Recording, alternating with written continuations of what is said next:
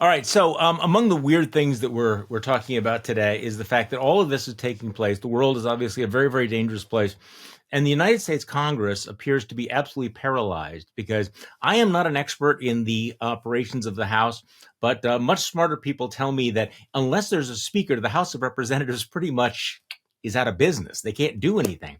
There's also a thing called the Gang of Eight, which are the top congressional leaders who are always briefed during a time of national crisis or global crisis. It's not clear whether or not the acting speaker should be included. I don't. Did they make a decision whether or not they were going to include Patrick McHenry? I don't know. Okay, so we don't know what's going on with the House. The House can't really pass any legislation. It cannot do anything until it has it as a speaker. And who knows what's going to happen. So there was a lot of wish casting over the weekend, a lot of fan fiction. I mean, there was the fan fiction, hey, maybe there's going to be a consensus speaker. Maybe Republicans will vote for a Democrat. I don't know. Are you smoking that hopium? No, no. Okay. I mean, this is like we have descended off. It's one thing to find the pony in the pile. It's another thing to be smoking the, hey, maybe I will date, maybe I'm going to be dating Taylor Swift, and maybe Republicans will vote for Hakeem Jeffries. There was the other, though, wishful thinking. There are moderate Republicans who are saying, look, this is an emergency. We need to bring back Kevin McCarthy, which strikes me as also unlikely. However, what this does change the dynamic, because this is not like everybody's prepared to sit back and eat some popcorn and watch Jim Jordan and Steve Scalise piss on each other and maneuver and go back and forth and try to come up with 218 votes. Now the cost for watching the Jackal Caucus play games with Congress seems to have been raised. So, what's going to happen with the speaker's election this week? So I don't know exactly who's going to win this election. No. It's going to be Scalise or Jordan. I don't think there's any other possibility. McHenry. McHenry would actually be better than either of them by a large margin, which probably means it won't happen. Right? Yeah, almost guarantees it. Charlie, every time I have tried to make predictions about what is going to go on in the Republican Party based on rationality, I have been wrong. So they won't do the rational thing. I am not judging. Look at me. But on this question of like, how much does our chaos affect things in the chaos in the House? I think not much. Because I don't know. Going forward, it's not okay in terms of the things that the House has to do. Like budgeting, right? Keep the government open. Yes. Keeping the government open. I fully agree, right? The House can take that down, and they will take that down in November, I think. But in terms of responding to a situation like Israel, I think the House of Representatives was already kind of irrelevant. I mean, there's a Gang of Eight, and they do need to be briefed, but it wasn't like Kevin McCarthy was running a tight ship in terms of everybody being together. Well, that's true. Yeah, that's true, and I think there's some denial about that. Yeah. Yeah, so I think there was already chaos, and now there's more chaos. But yeah, I don't think it affects the foreign policy situation. So where did you come down on this debate about what Democrats should have done with the vacate? I know it feels like ancient history now. Vacate that was like less than a week ago, right? I mean, it feels like another lifetime ago. But okay, so you had the Gates Caucus, the crazed slavering Jackal Caucus. And then the Democrats went along with it. Now, I think it's crazy to think that they should have bailed Kevin McCarthy out, but there are others who think that, no, they should have been the grown-ups. They should have done the statesman-like thing. Well, what should Democrats have done? I think the House Republican conference is unsalvageable. I think it can't run the House. So I don't think that voting to keep McCarthy there was going to solve the problem. I mean, Kevin McCarthy was bankrupt in terms of he had made so many promises to so many people that he couldn't keep. And because McCarthy is a weasel, so his promises were contradictory. He told Biden he would do things. He told the right. So he was not sustainable. So I don't think there's anything Democrats could have done. Part of me, sort of the nicer version of me, I think, look, Charlie, we at the Bulwark believe in institutions, and we should, try to uphold the institutions even when the other side is trying to tear them down. but I don't think it was salvageable in this case. And I think that by going with Gates and taking down the speaker, which is what normally you would do, like we Democrats support Hakeem Jeffries. If you want unity, vote for our guy. If you want your guy, we're going to vote against him. That's a perfectly reasonable position to take. And if you can't get enough Republicans together to keep your guy in power, then you shouldn't have had him there in the first place. Yeah, and also it was not a vote for the institution because that would have really defined. Again, this defines deviancy down to think that Kevin McCarthy somehow became this pillar of the institution. No, it does not actually work that way at all. Okay, so this fight between Scalise and Jordan is interesting. And we were talking about Mike Pence saying unusual things. Remember when Ken Buck was kind of a Tea Party, fire-breathing, right-wing congressman from Colorado? He still is, kind of. He still is. But he says some awfully interesting things. So he was on one of the shows yesterday talking about Jim Jordan and Kevin McCarthy and everything that was going on. And I thought he made a highly relevant point. This guy is way to the right. I would say he's right. Well, I won't say way to the right of the median of the House Republican caucus, since that's pretty far right. But I mean, Ken Buck's never been considered a rhino before, right? Except he's obviously kind of fed up with the Jackal caucus a little bit. This is Ken Buck yesterday morning. Jim Jordan and Steve Scalise voted to decertify the electors. I don't know that it's going to be a very big factor at all. I think the factor, George, is that we continue to perpetuate a lie about the 2020 election being stolen, that we talk about the January 6th events as a unguided tour of the Capitol, that we are pretending that the people who assaulted police officers and destroyed federal government property are political prisoners. So he seems to be thinking, our larger problem is that we've crazified our party. You know what he's saying? Yeah, right. And Charlie, I love it when extreme right-wingers say stuff like this, because look, I can disagree with them on policy, but there's a shared reality. Things are true or false, right? The election was not stolen, right? January 6th was an insurrection. Those are not political prisoners. What Buck is doing is validating in a way that I never could. Mm-hmm. You never could, right? He's a very hard right guy who is just telling the truth. So he can communicate with conservative Americans, including some people who are sympathetic to Donald Trump, and just say, the sky is blue. The election wasn't stolen, right? So he's validating that. I think that's important. Can I say one more thing on this? Yeah. He adds in there, he says, Scalise is not really any better than Jordan. Yeah. Because Scalise, like Jordan, voted to decertify the electors on January 6th. Right. That's an important point, because we've lost some perspective about how, as you put it, crazified the Republican Party has become, that we think that because Scalise isn't as bad as Jordan, that Scalise would be a sort of moderate speaker. He would not be. Well, in one respect, there is a distinction between the two, and it's not that Scalise is better; it's that Jim Jordan is exponentially worse. It'll be interesting to see how whether or not it's relevant to the House conference that Jim Jordan was very much a conspirator on January 6th, that he is knee deep, that he's not just one of the guys that voted against certification, that he is, I mean, he's got his fingers in it. He defied the subpoena. There's a very, very detailed piece by David Corn over in Mother Jones. I mean, think about how weird the world is that I'm citing Mother Jones. but David Corn's a very good reporter, and he lays out all the ways in which Jim Jordan was a co-conspirator in what many of us regard as an attempt to overthrow the U.S. government and overturn the election. Now, maybe that won't matter, but what a statement it will make for House Republicans to nominate somebody who was that active in trying to throw out tens of millions of votes. I just think it's going to be extraordinary. Who really was complicit in this violent attack on the U.S. Capitol, in which, remind people died and police officers were assaulted? So I don't know. Have you already used the clip of Liz Cheney? If you know, I'll read it for what she said about Jim Jordan this week. Yeah. Okay. No, please. This was Liz Cheney talking about Jim Jordan. I think it was on Wednesday. She said, as exactly what you said, Charlie. Quote: Jim Jordan knew more about what Donald Trump had planned for January 6th than any other member of the House. if the Republicans decide that Jim Jordan should be the speaker, there would no longer be any way to argue that a group of elected Republicans could be counted on to defend the Constitution. So she's not just pointing out that Jordan was up to his eyeballs in the plot.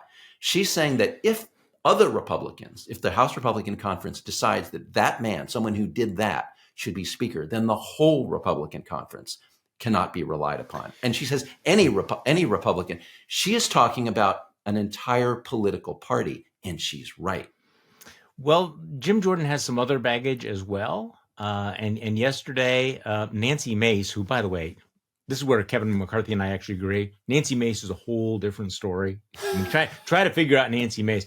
But Nancy Mace, again, is one of these people who they'll have good days and they'll have bad days and they'll have like, oh, what the hell days. So she was on one of the talk shows yesterday and she's asked about some of the other issues involving Jim Jordan.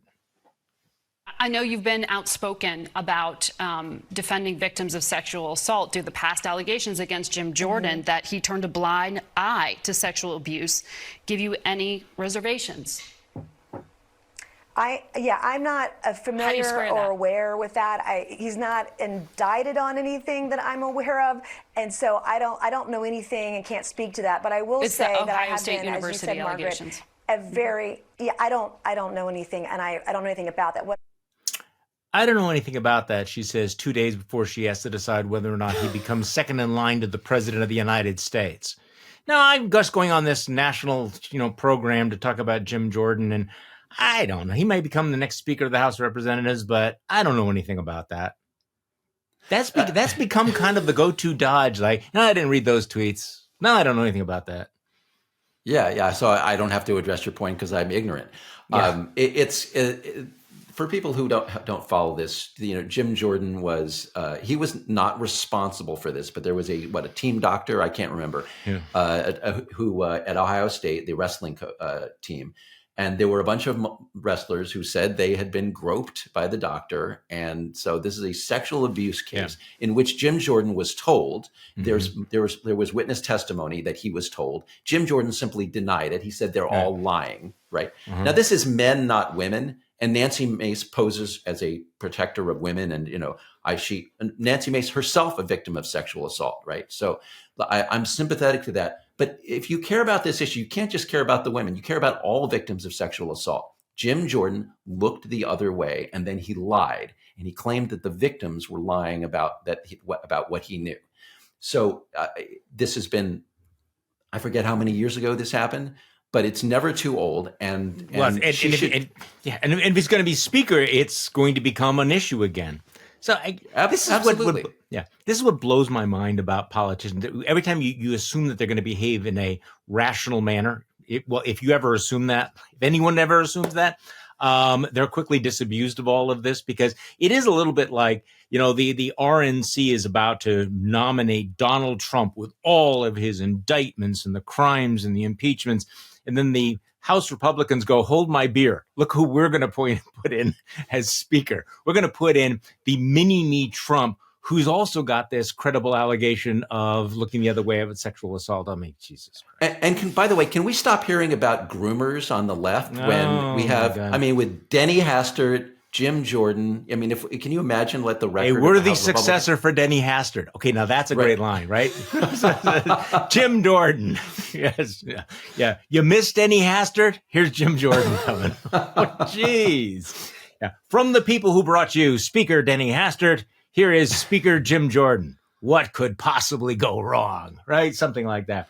Okay, so in the time we have left here, here's another. I talked with Tim Miller about this. I'm trying to figure out what Democrats and the Biden administration are doing with the border. And I understand that that's maybe not the top issue this Monday morning, but I wanted to get your take on all of this, because you've had what could be interpreted as changes in direction or vibes involving the building of the wall, changes in policy involving deportation of asylum seekers and illegal immigrants, but also, very notably, very outspoken, leading, very prominent Democrats who are very critical of immigration policy. Now, here is the Democratic mayor of New York City, Eric Adams, and then I want to play Illinois Governor Pritzker, who's also a very prominent Democrat on this issue. Let's play.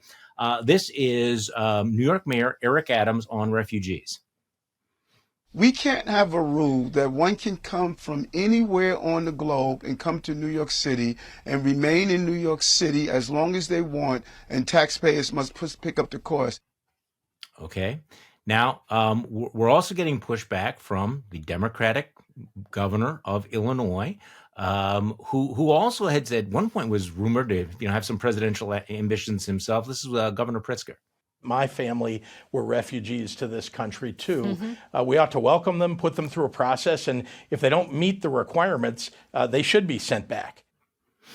Okay, so, Will, I'm just getting a sense that there is more resistance in the Democratic Party now to some of the policies and some of the things that are happening with the border. None of them are, of course, going, the heavy-handed Trump, throw them all out, build the wall. But there's clearly some movement. How do you? What is your diagnosis here? Well, a couple of things. First of all, and this goes back to what we were discussing earlier in the context of Israel and Hamas.